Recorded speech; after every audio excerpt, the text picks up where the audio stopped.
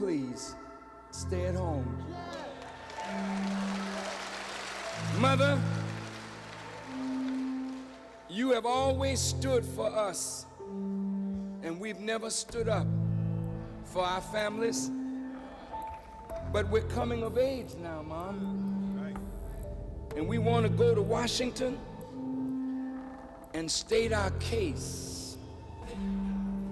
Our fathers, sweat, blood, and tears built this country.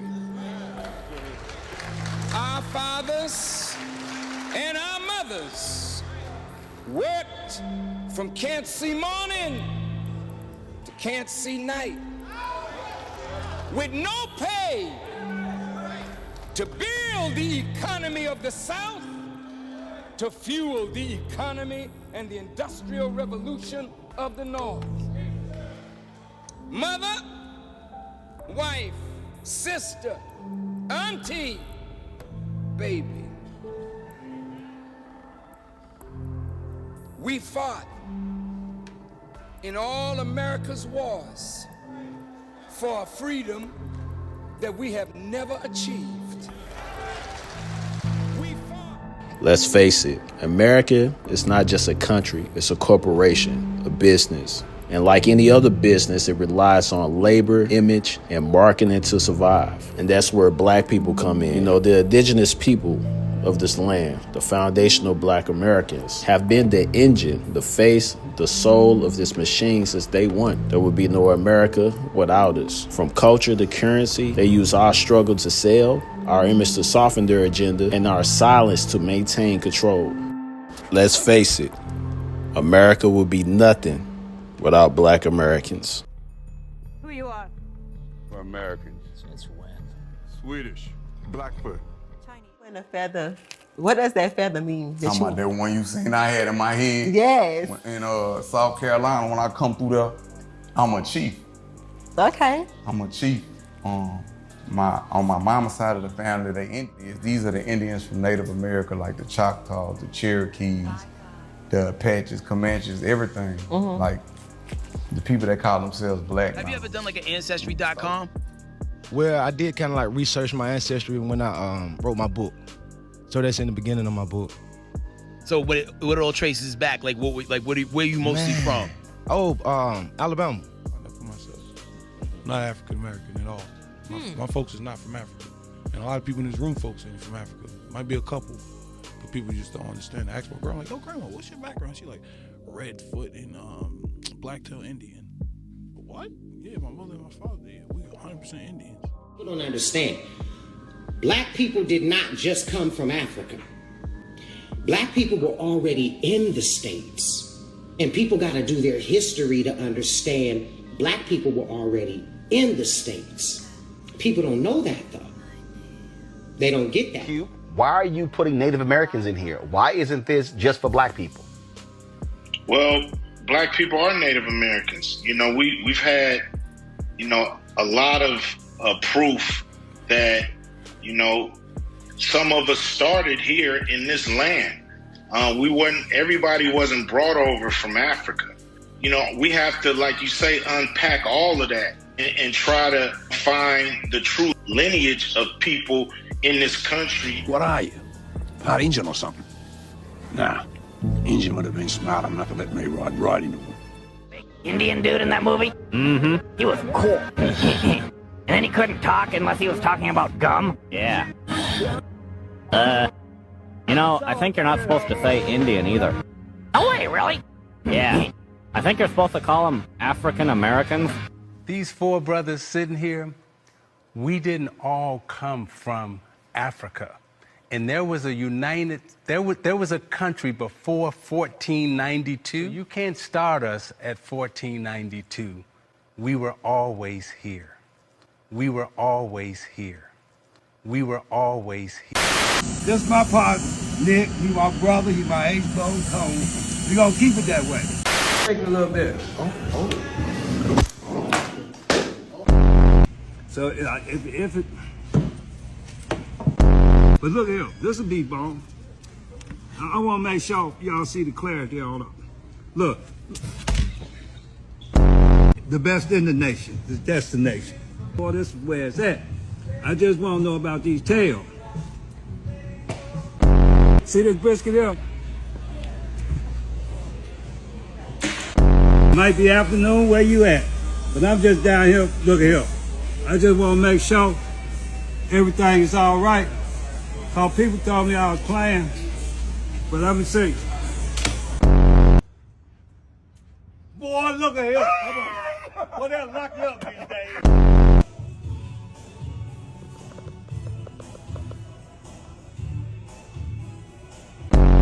Look. Ain't gonna hurt nobody to get on down.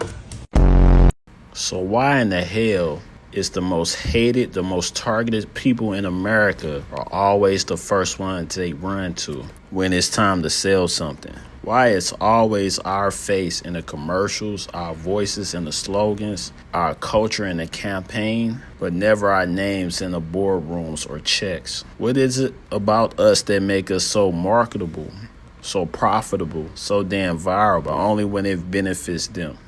But damn, it's not slavery times, but it just seems like they keep doing this again and again and again. God. May I help you, sir? If I wanted a Whopper and I asked you to hold the pickles and hold the lettuce, I know I'd get that fast. But would I get to hear you sing? No, sir. No? You'd get to hear us sing. Girls? Ooh, hold the pickle, hold the lettuce. Changes. I am down for variety. So it's nice that McDonald's now offers a burger of the month. Each month, a different delicious burger. Yo, it's me this month. Can't we all just get along? At the Red House Furniture, we can. At the Red House. I'm Richard, aka Big Head. I work at the Red House and I'm black. At the Red I like pumping iron and pumping furniture into people's homes.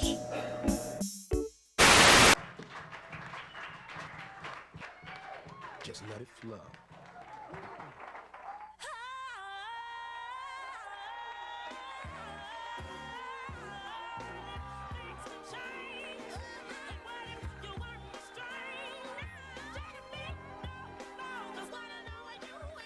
Been created in Disneyland's famous Aunt Jemima kitchen. They're Aunt Jemima party pancakes. There's eggnog pancakes made with ready-to-serve eggnog. Strawberry Aunt Jemima pancakes made with strawberry milk. And chocolate Aunt Jemima pancakes made with chocolate milk. Let's make some. That's easy. Just substitute 2 1/2 cups of chocolate milk for regular milk in the Aunt Jemima Deluxe recipe. It made me hungry. That you're going for a burger? Have you seen the price of burgers lately? We're going to Kentucky Fried Chicken. At the Colonel's, I know we always get fresh quality chicken. Now, this is a good meal at a price that makes good sense. Right, son?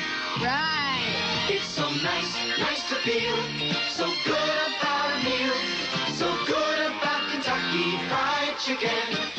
The reason why this whole destination smokehouse tenderism situation doesn't surprise me is because it's the same thing that happened with Paula Deen and Dora Charles. So Dora Charles worked with Paula Deen for like 22 years alongside her, not under her, alongside her as a chef in the kitchen. And Paula Deen promised this woman, if I get rich, I'm taking you with me. If I get to the top, we both get to the top. But in exchange, Paula Deen wanted this woman's recipes and she gave it to her. Gave Paula Deen all of her recipes, taught her how to cook and everything. Paula Deen ended up writing cookbooks using this woman's recipes. She ended up getting Food Network deals with this woman's recipe. And guess how much this woman made while she was working in Paula Deen's kitchen? $10 an hour. $10 an hour. And then she didn't even sue Paula Deen. Paula Deen got sued, but it wasn't by her. It was by somebody else who sued Paula Deen for hostile work environment and racism because she heard Paula Deen over talking, saying that she wanted black chefs and black waitresses to cater like a wedding or a party she was having for one of her kids or whatever, and she wanted them to dress like slaves. But it just goes to show that people from that decade, people from that time, they lived differently. They don't question like superiority, especially when it comes to somebody who was white. And tenderism, aka, he's not the person to question it. Like, I bet you right now he doesn't see anything wrong with the situation. He doesn't see anything wrong with it. He doesn't see that there is a power imbalance. He doesn't understand that, because to him it's not clicking. We see it because we grew up in a different time. We've educated ourselves and we're more self-aware. But people like him and people like Dora Charles, who never sued Paula Deen, who still to this day will say and kind of admit that Paula really didn't do nothing to her. The only reason why she spoke about it is because it came out. They don't see any wrong in what happened. They don't see they were treated wrong. They don't see it, and they probably never will. We gotta do something, man. Let's do some barbecue. Yeah, idea, man. We're gonna try it. I said, let's go to Home Depot and get one of them little grills. We don't need the kitchen. We just need the little grill. And that's how it began. We did 10 slabs of ribs. He cooked them his way, direct heat. He did, I don't know how many pounds, but a lot of half chickens, and we sold out of both in about like a 4-hour window, and to us that was a lot. We were really like happy. Good shot. Yes, good shot. Thank you. This is culturally inappropriate. This is culturally inappropriate.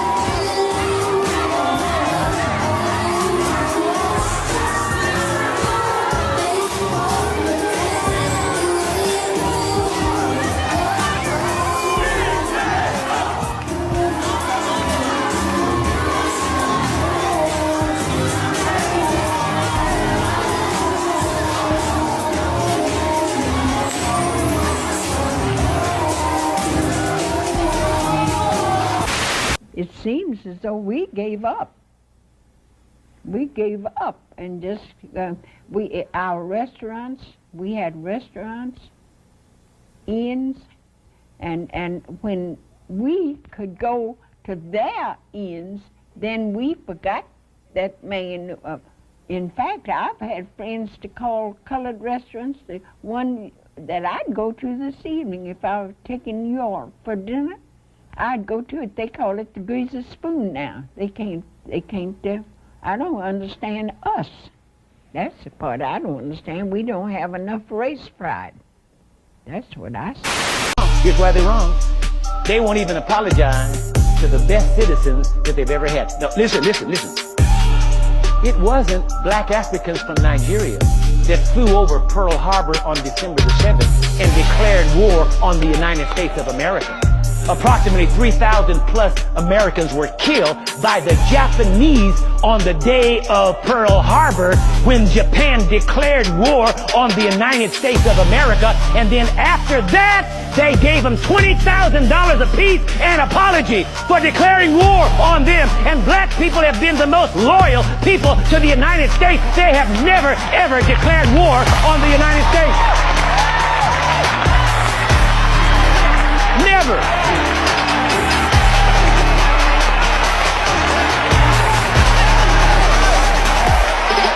Listen. We have been the most loyal people to this nation than any of the immigrants that ever came here. We have fought in every one of America's wars and then got treated like dogs after it. And then the nation has the gall to decide whether or not we should apologize to them. Maybe we ought to declare war on them, and then maybe that'll get them to apologize.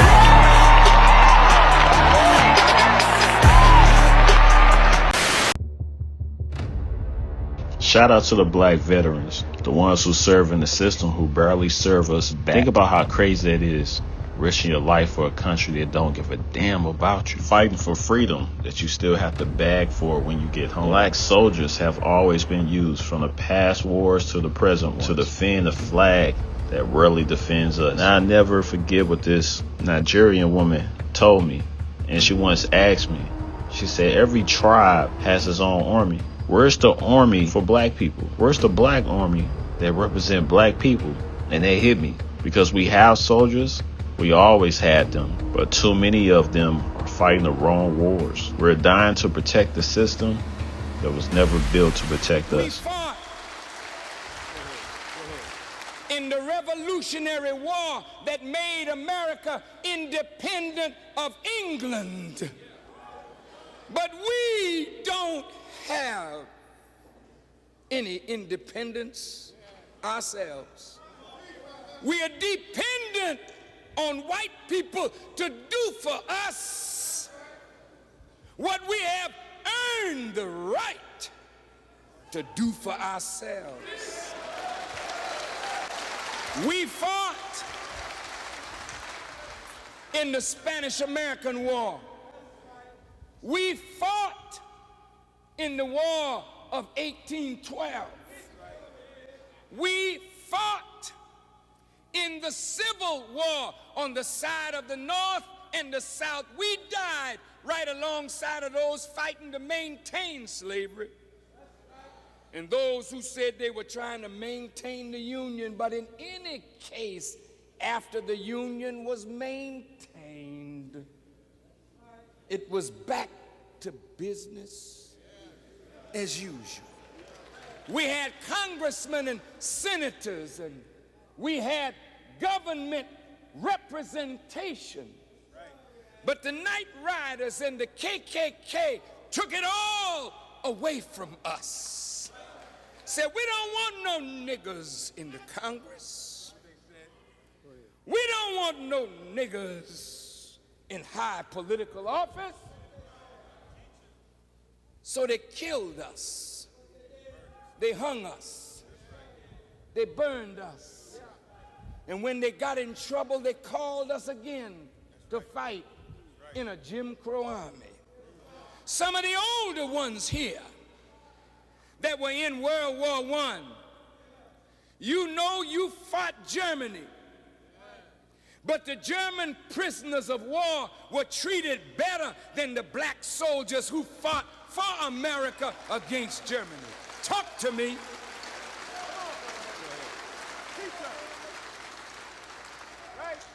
Hitler rose again. World War II. Black men died at Pearl Harbor.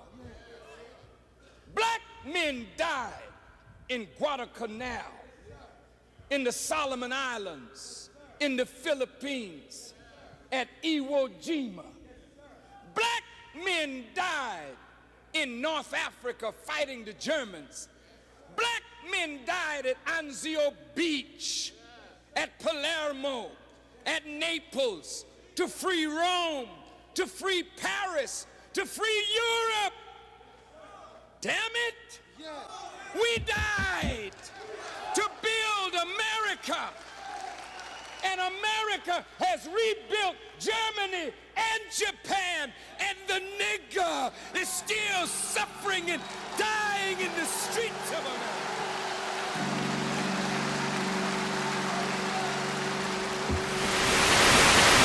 Yeah, I do know that money is not backed up by gold anymore. You can look this up for yourself. They've been pulling money out of thin air nowadays. It's all tenders, IOUs. You know how America really fund itself? It's through black Americans. Black gold.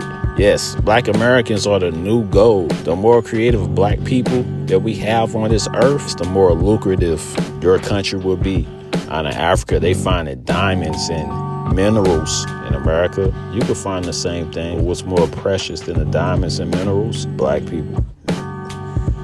Black Americans. We created over so many different things that we use today. This phone that I'm recording on, this computer that you're watching on, was all created by Black Americans. So that done found over 300 things Black Americans have created and we still use today. Man, check this out. Building universities, inventing damn near everything in America, it's unreal. When you, this motherfuckers can barely build an app, and motherfuckers invented what? GPS is a black woman. Well, 3D imaging is a black woman. Laser eye surgery is a black woman. Escalators a black inventor. Elevators a black inventor. The roller coaster is Granville T. Woods. Roller coaster, everything. Internet, the cell phone. The cell phone. I was just watching the thing on the cell phone. Our video games is Jerry Lawson in Silicon Valley. They try not to mention him, but he's the reason why we have Xbox, Atari. He did the first, before Atari, the F1 series. Jerry Lawson, a black dude who invented home videos. Super Soaker, Lonnie Jackson. It just goes on. Sanitary napkins. It's a woman. Our ADT, our security system, is a black woman in Queens, Mary Van Brighton. In 1966, she invented the home security. All of this shit we did to move the society ahead, and we still get shit on. And African Americans still get shit on. I can say I'm African American because I was born in America, and I know what it's like to be called nigga and all this other shit. But African American history, the shit that you talking about open heart surgery, Daniel Hale, plasma, Charles Drew. We can keep going. Surgical equipment, black people inventing, just constantly inventing, and they took everything and lied. But now things are coming into the light with all these black inventors. And black people are still thriving. Black women have the highest degrees in America. We create blues, jazz, rock and roll, reggae, ska. We invent all of that shit. And to top it off, we invent all the modern shit that you all use. From the video game cartridge, Henry Lawson, huh? We got the pacemaker, Otis Boykin. We have the late Dr. Bath, who created the laser eye surgery. We have Dr. Gladys, who's still alive, who's almost 80 years old, who created GPS. We have the guy who created the algorithm for Instagram, who's a 21-year-old Ghanaian kid. We've done all this shit. Then the internet was discovered by a Nigerian guy in the 80s. Like, we've done all of this innovation, even though we've been shit on and continue to be shit on every motherfucking day, right? Because nobody wants us to live anywhere. Nobody wants us to have this unless we're playing sports for them. Like I said, unless we're academically, right? No, I'm sorry, athletically or sexually satisfying motherfuckers. That's all black people are good for. We're supposed to be at people's beck and fucking call when they want us to entertain them or make them some kind of money. But if we ask for being autonomously wealthy on our own, being autonomously having our own shit, all of a sudden everybody pitches a bitch. Everybody has a fucking hissy fit. People get mad when we want... Dad can be like you. Stuck-up nigger who's ashamed of being black.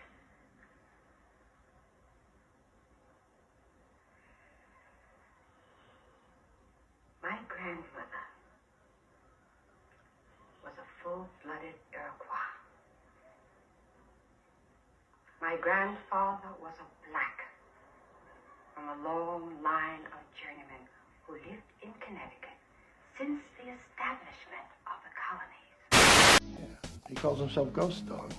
I don't know, a lot of these black guys today, these gangster type guys, they all got names like that they make up for themselves. He means like the rappers. You know, the rappers, they all got names like that. Snoop Doggy Dogg, Ice Cube, Q-Tip, Method Man. My favorite was always Flavor Flav from Public Enemy. He got the funky, fresh, fly flavor. Live lyrics from the bank of reality. I kick the flies to maneuver technicality. Do a dope track. I love that guy. I don't know anything about that.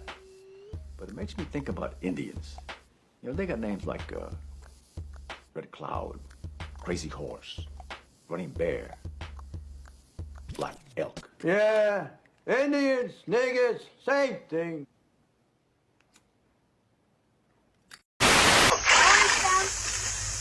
This here is a Guinea man, an African. They catch him running through the woods in Guinea. Master Reynolds bought him right off the ship. Now you keep away from him now, because he a wild African. Oh yeah, he a bobcat for sure. Now some of you ain't never seen no African niggas before, so you just listen to old fiddlers now. This here Guinea man don't know English talking, so I'll be the one teaching him what it is he got to know. Come on, boy.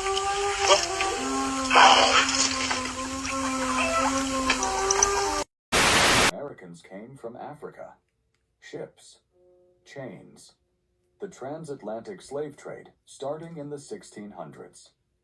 That's the story in every textbook, every documentary, every history class.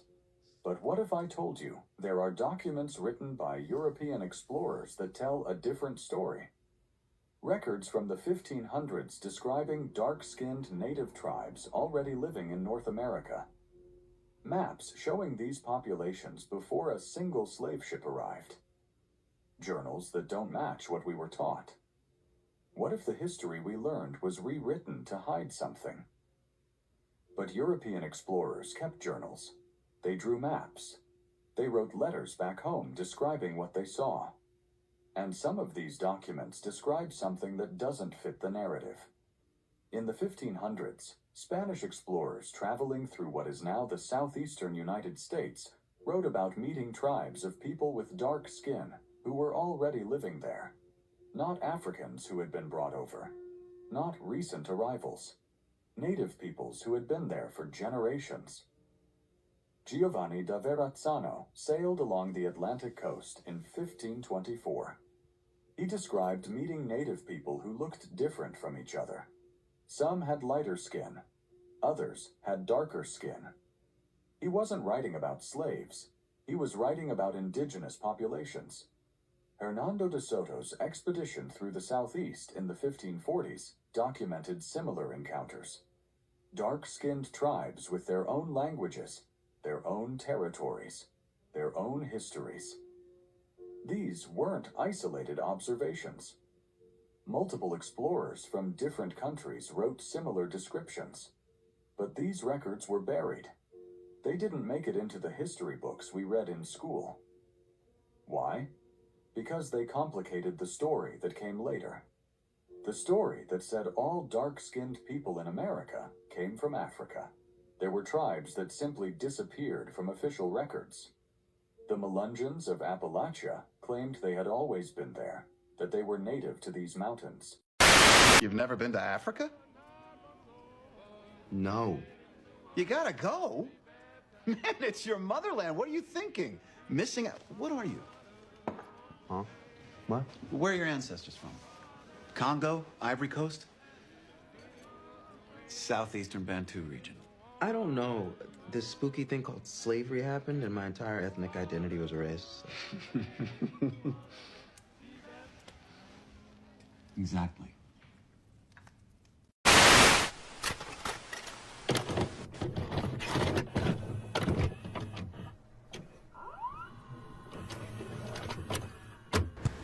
It's about knowledge of self. So please stop saying that Black Americans never created anything or never contribute to this culture when we are the culture. I mean, literally, although our culture and everything about our history was taken away, was snatched away from us, we still managed to reach in self and be ourselves as far as being creators, influencers, leaders, and even the top people for entertainment, good or bad. Although our culture was taken away, we even have the ability to create a new culture through music, like hip-hop, jazz, neo-soul, blues, rock and roll.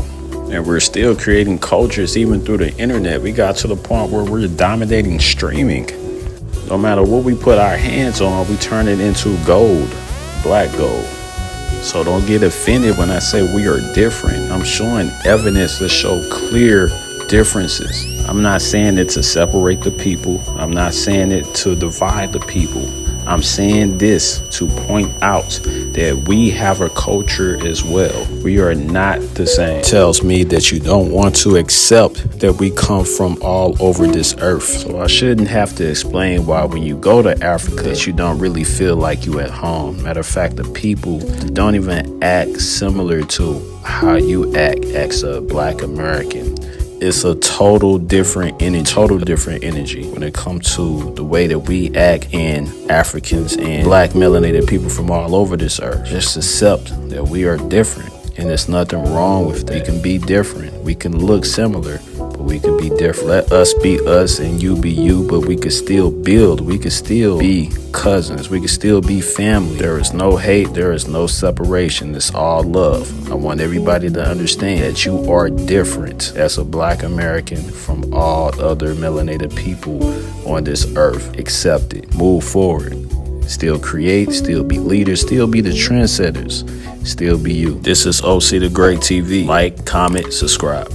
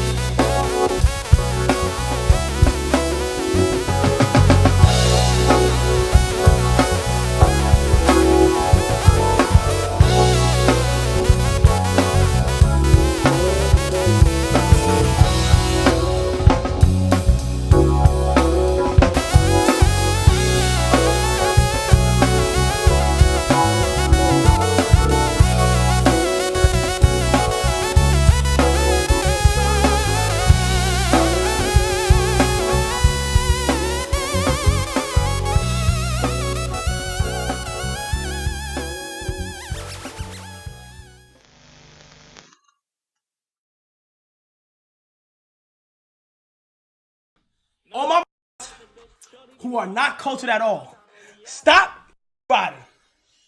I don't want to hear, like, when I'm asking general questions, I'm not asking y'all, stop riding. Y'all is black. You're black. You're just black. Bro, you're just fully American. You're African American, bro. That's it. How was that see you in 30? That wasn't an insult. That was strictly, you're black. You're not Trinidadian. You're not Jamaican. You're not African. You're not, word. You're not Ghanaian. You're not Dominican. You're not Puerto Rican. You're not Cuban. You are American. I farted so loud. Anybody that say black Americans don't got no culture, you are 100% absolutely wrong. Listen, every single race done took something from the black American culture. Everybody loves black American culture, yet nobody want to give us credit when credit is due. You know what I'm saying? They be trying to act like we ain't got no culture. Whole time, we one of the most influential people ever. We're black people, and I'm really talking about black Americans are some of the most influential. I'm talking about from music, fashion, food, hairstyle, man, everything, bro. Everybody be goddamn talking about black Americans don't got no culture. Bitch, come on, y'all. Come on, man.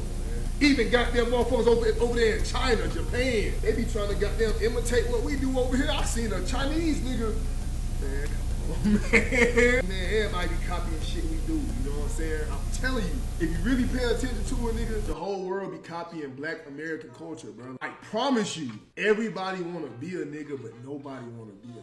You know what I'm saying? Everybody wanna, you know what I'm saying, act like us, talk like us, you know what I'm saying, make music like us, wear what we wear. But when it comes to actually accepting the title of being a black person, everybody always say some crazy shit like, nah, I ain't black. My family is from this place, that place. Hey, do your research, bro. Start really paying attention, bro. Start really paying attention to what the fuck going on, bro. Everybody wanna be a nigga, but nobody wanna be a nigga, bro. You know what I'm saying? Real talk, I'm trying to tell you.